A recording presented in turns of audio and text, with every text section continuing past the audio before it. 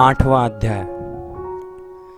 सूत जी बोले, हे ऋषियों, अश्वत्थामा को मुक्त करने के बाद धर्मराज युधिष्ठिर और भगवान श्री कृष्ण की आज्ञा पाकर दुर्योधन आदि राजाओं के जो शरीर रणभूमि पर पड़े हुए थे, उन्हें उनके कुटुंबियों ने उठाकर उनकी विधिवत अंत्येष्टि क्रिया की।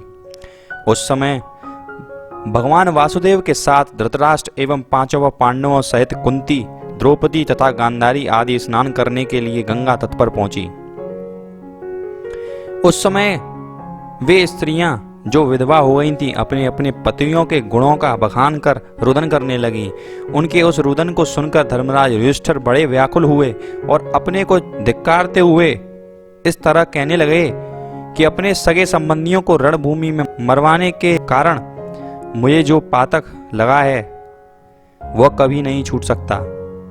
मेरे द्वारा इस महायुद्ध के कराने से जो हमारे वंश तथा कुटुंब की हजारों स्त्रियां विधवा होकर घोर विलाप करने का हाहाकार कर रही हैं, उनकी आंखों से जल गिरने के कारण पृथ्वी की रज में जितने कर्ण भीगेंगे उतने ही वर्षों तक मुझे घोर नरक में रहना पड़ेगा। मेरे युद्ध में प्रवृत्त होने के कारण गुरु द्रोणाचार्य, पितामह भीष्म, हजारों विप्रों को नित्य दान देने वाला भाई कर्ण, हजारों शूरवीर तथा मेरे वंशज और रिश्तेदार मृत्यु के मुंह पर पहुंच चुके हैं। अतः इस प्रकार अधर्म से प्राप्त हुए राज्य का भोग करना मुझको कभी भी स्वीकार नहीं उचित होगा। धर्मराज युधिष्ठिर की ऐसे वचन सुनकर भगवान श्री कृष्ण एवं वेद व्यास आदि ऋषि मुनि और ब्राह्मणों ने उनको समझाते हुए कहा, हे धर्मराज, पूर्व काल से ही सभी राजगण इस तरह राज्य करते आए हैं। भूमि तथा राज्य पद को पाने के लिए पुत्र पिता और भाई भाई का मार देता है। जैसे वे लोग राज्य पाकर अश्वमेघ एवं राजसूय यज्ञ करते हैं, वैसे ही तुम अश्वमेघ एवं राजसूय यज्ञ करके पापों से मुक्त हो जाओ। भगवान श्री कृष्ण की यह बात सुनकर धर्मराज ने कहा, ज्योति स्वरूप आपका यह वचन केवल मन को समझाने के लिए है, क्योंकि यज्ञ करने से तो पशु आदि और भी बहुत से जीवों की हत्या हमारे हाथों से हो जाएगी।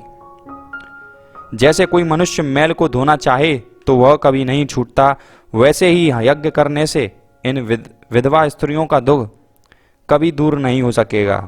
यदि आप कहें कि पहले तो तुमने राज्य पाने की इच्छा से इतना भारी संग्राम किया और अब राज्य करना स्वीकार क्यों नहीं, इस विषय पर भी मैं यह कहता हूं कि मेरी इच्छा उस समय भी युद्ध करने की नहीं थी, परंतु न जाने तब मेरी बुद्धि को क्या हो गया था जो यह महाभारत का युद्ध हो गया। हे श्याम सुंदर, अब मैं राज सिंहासन पर नहीं बैठूंगा। धर्मराज की यह वचन सुनकर श्री कृष्ण बोले कि धर्मराज युधिष्ठिर मेरा कहना नहीं मानेंगे, अतएव कोई और प्रयत्न करना चाहिए। जिस समय श्री कृष्ण अपने हृदय में यह विचार कर रहे थे, उसी समय ब्राह्मणों एवं ऋषियों मुनियों ने उनसे यह प्रार्थना की, हे ब्रजराज, धर्मराज का चित्त राजकाज में नहीं लग रहा है और वे इसी में पड़े हुए हैं कि उन्होंने युद्ध में अपने भाई बंधु कुटुंबी एवं ब्राह्मणों की हत्या की है। इसलिए आप कृपा कर उनको ज्ञानोपदेश देकर उनका संदेह दूर करें। उनकी यह बात सुनकर भगवान कृष्ण उत्तर देते हैं, हे महानुभावी धर्मराज युधिष्ठिर, मेरे समझाने से भी नहीं समझेंगे। अतः हम सबको चाहिए कि उन्हें साथ लेकर सरशैया पर लेटे हुए भीष्म पितामह के पास चलें, क्योंकि उनको मेरे दर्शनों की अभिलाषा भी है।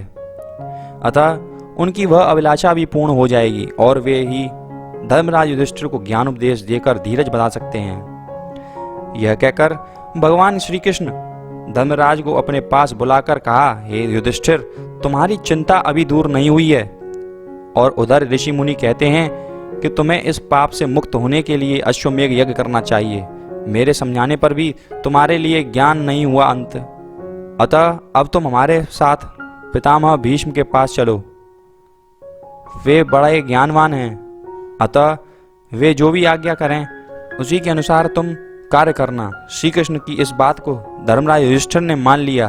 तत्पश्चात वे अपने चारों भाई, द्रौपदी, ब्राह्मण और ऋषि मुनियों सहित श्री कृष्ण के साथ उस स्थान पर पहुंच गए। जहां पर युद्ध क्षेत्र में भीष्म पितामह शरशैया पर पड़े हुए थे। यहाँ शर का मतलब तीर से है। संपूर्ण ब्राह्मण राज उनके दाहिनी तरफ बैठ गया और द्रौपदी सहित पांडव उनकी बाईं ओर बैठ गए। भगवान श्री कृष्ण उनके मुख के सामने मतलब चरणों की ओर बैठ गए, क्योंकि वे जानते थे कि भीष्म पिता को उनके दर्शनों की इच्छा है। अतः वे किसी और दूसरी ओर बैठे तो पितामह को घायल अवस्था में करवट बदलने में बहुत कष्ट होगा। इसी समाचार को पाकर देवर्षि नारद, भारद्वाज, परशुराम आदि भीष्म पिता से ज्ञानोपदेश सुनने के लिए आए। उस समय भीष्म पिता ने भगवान श्री वासुदेव का मानसिक पूजन किया।